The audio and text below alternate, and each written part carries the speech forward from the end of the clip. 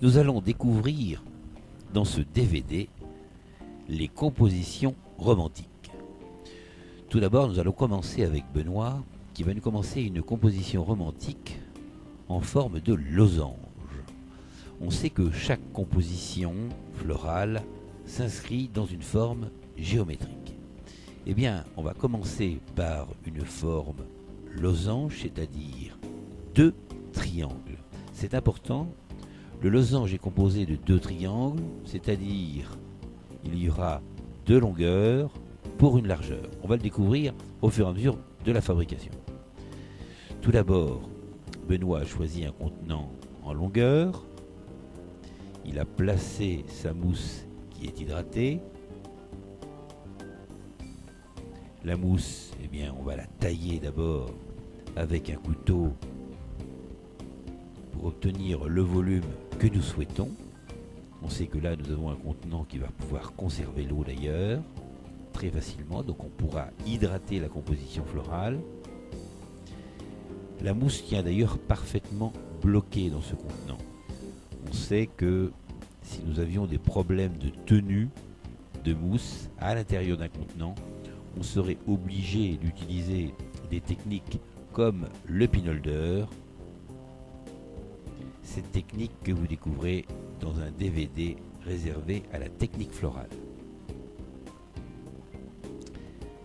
Là, Benoît a placé d'abord des feuilles d'aspidistra aux extrémités, puis à mi-distance, il place des feuilles de fougère. Les fougères qui sont plutôt nerveuses. L'aspidistra est un feuillage calme. Là aussi, on va faire attention à l'opposition des expressions des végétaux. Il y aura donc deux triangles vus de dessus, un triangle sur la droite, un sur la gauche, et le point focal qui est au centre. Chaque triangle aura la règle d'or, 8 en longueur, 5 en largeur, ce qui fait 3 en hauteur, au centre, au niveau du point focal. La règle d'or est donc respectée.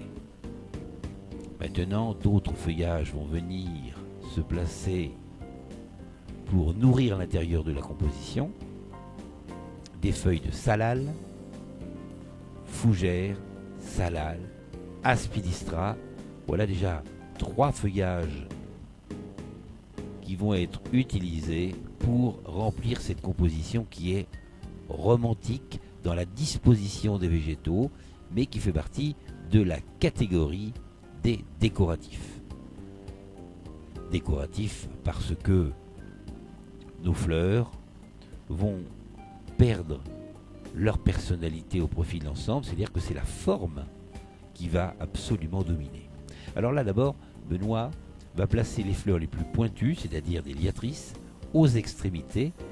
C'est un petit peu les jalons de la construction de la composition florale.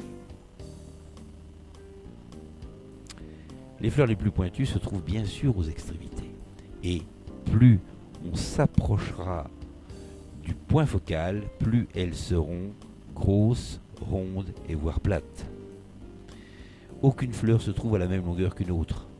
Là aussi c'est important, il y a un léger décalage. Lorsqu'on place des fleurs comme celle-ci, on pensera toujours au doigt de la main.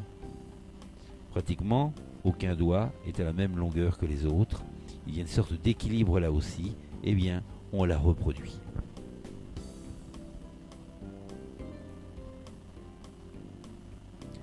Avant de placer une fleur, il est nécessaire de calculer la longueur approximative avant de couper la tige. On va faire pénétrer la tige dans la mousse de 2, 3, 4 cm, mais pas plus, suivant bien sûr la longueur de la fleur, la tenue dont nous avons besoin.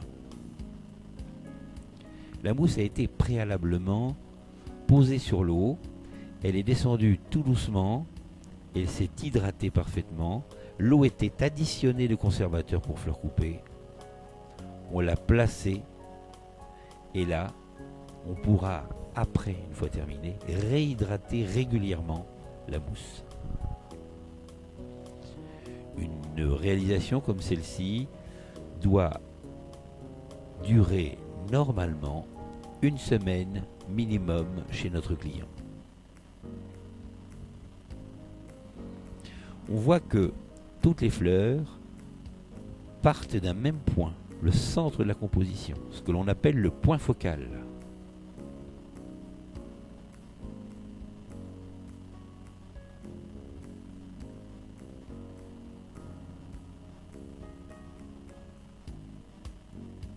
Tous ces feuillages ont presque la même valeur que les fleurs. Elles coûtent extrêmement cher, toutes ces feuilles, et donc il est utile de bien les gérer. C'est-à-dire que parfois les grands feuillages, comme les longues feuilles de fougère, sont recoupés en deux dans la longueur pour être utilisés deux fois. À la fin, la mousse hydrophile doit disparaître totalement.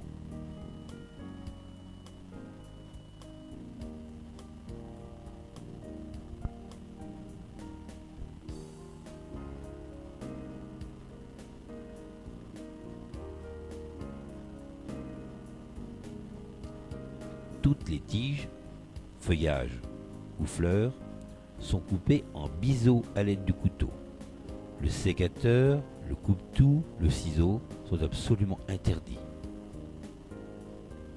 Un vrai professionnel n'utilise que son couteau pour couper les tiges de feuillage et de fleurs.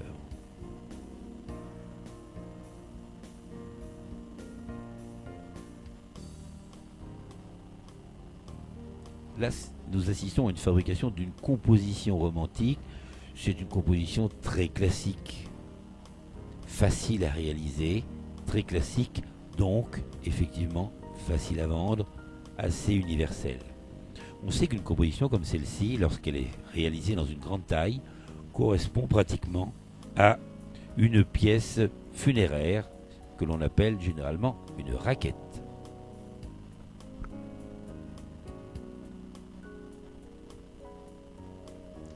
Après avoir placé les liatrices, Benoît va placer les roses. Là aussi, il travaille par famille. Les étapes, d'abord les liatrices, ensuite les roses, après une autre famille. Il faudra contrôler à chaque fois que l'on a placé une famille si la forme que l'on veut obtenir à la fin est bien respectée avec chaque famille. Donc la méthode reste la même en somme. On va d'abord placer les extrémités, et ensuite, on va remplir.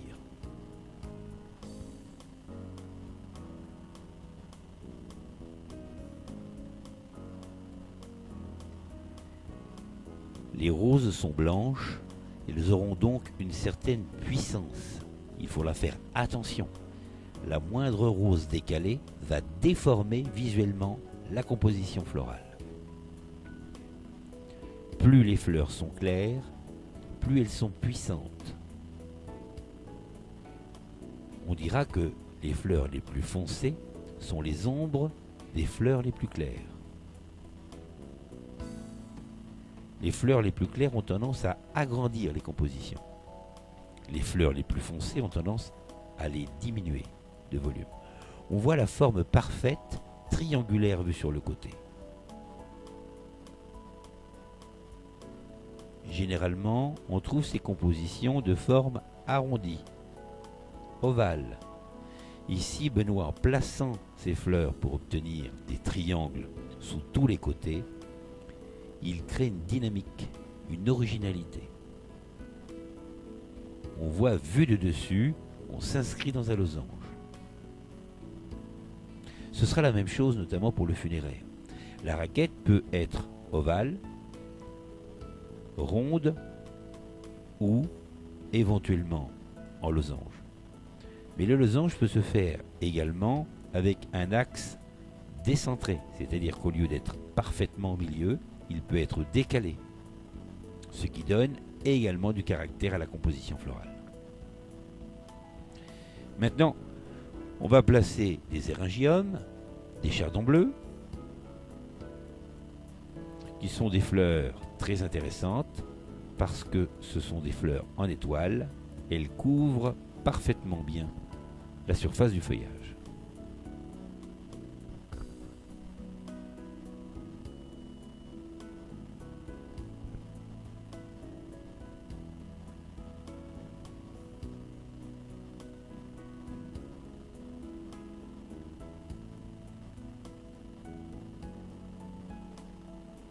Les éringiums sont tous placés. Maintenant, c'est aux hypéricomes. Les hypéricomes, ces petits fruits très résistants, très intéressants, très décoratifs, qui vont venir s'alterner entre les roses et les liatrices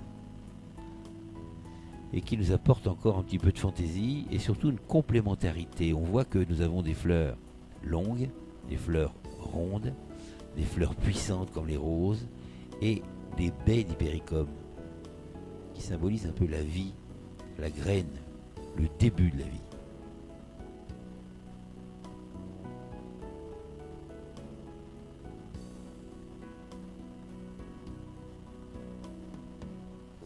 Là, nous réalisons une composition romantique avec une disposition donc homogène.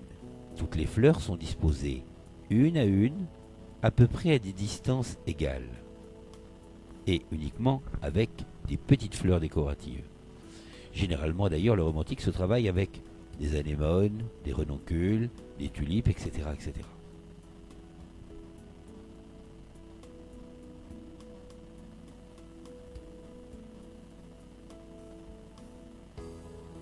Maintenant, un petit peu de leucadendron, toujours dans les mêmes tons, qui lui aussi va être disposé de la même manière, d'une façon régulière sur toute la surface, puisque nous sommes dans un romantique.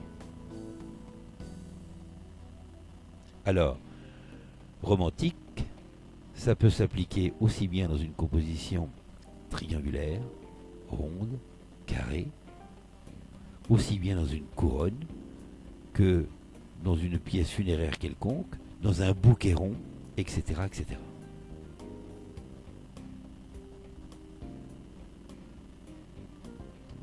Maintenant, Benoît nous place des mini Gerbera grenat. On voit la fleur est plus ronde, elle est plus plate et elle est plus foncée. On retrouve parfaitement notre théorie, les fleurs les plus pointues vers l'extérieur, et plus on rentre vers le point focal, plus la fleur est plate et foncée. Là maintenant, une toute petite astuce, on va utiliser des orchidées. Des orchidées qui sont bien sûr des fleurs précieuses, mais qui aujourd'hui deviennent de plus en plus à la mode parce que plus abordables financièrement. Alors, on va utiliser des petites éprouvettes montées sur tuteur. Elles existent déjà préfabriquées, mais on peut les récupérer puisque nous les avons couramment dans le transport des fleurs, comme les anthuriums qui sont transportés notamment dans des petites éprouvettes.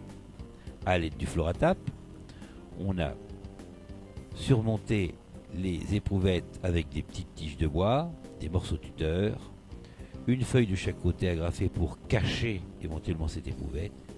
On met de l'eau à l'intérieur à l'aide d'une picette qui est utilisée couramment en laboratoire. Et puis, on va glisser la fleur à l'intérieur. L'orchidée qui a d'ailleurs une excellente tenue également.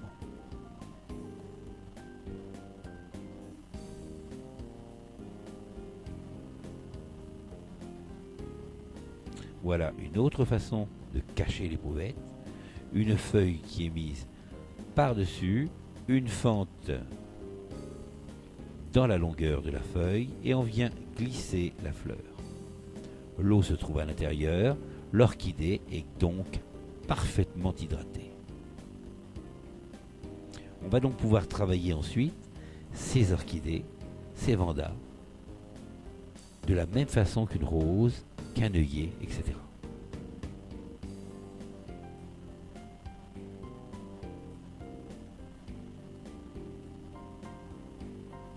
On fait attention lorsque l'on travaille des fleurs comme les orchidées, elles ont une orientation.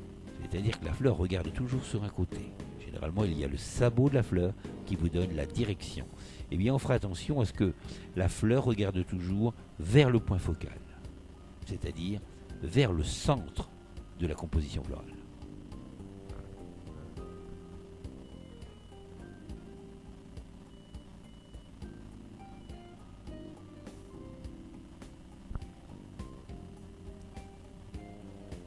on voit là aussi que l'harmonie des couleurs est capitale. Nous avons un camailleux extrêmement intéressant, extrêmement riche. La composition est donc très très simple, facile à réaliser, mais très élégante. Cette composition-là peut être utilisée en centre de table, sur une scène, sur un buffet également.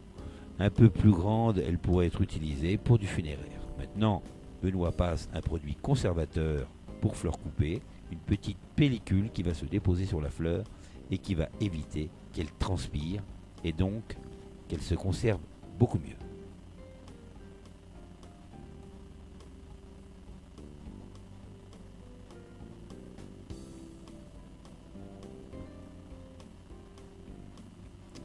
Maintenant, Clotilde va nous proposer encore une composition romantique, mais là, une composition romantique ronde. On prend toujours pour exemple, pour la composition ronde, le demi-ballon de football. C'est-à-dire, ça doit être parfaitement rond, et la collerette qui va se trouver sous cette demi-sphère devra se trouver à l'horizontale, voire en dessous de l'horizontale, c'est-à-dire en dessous du point focal de la composition florale.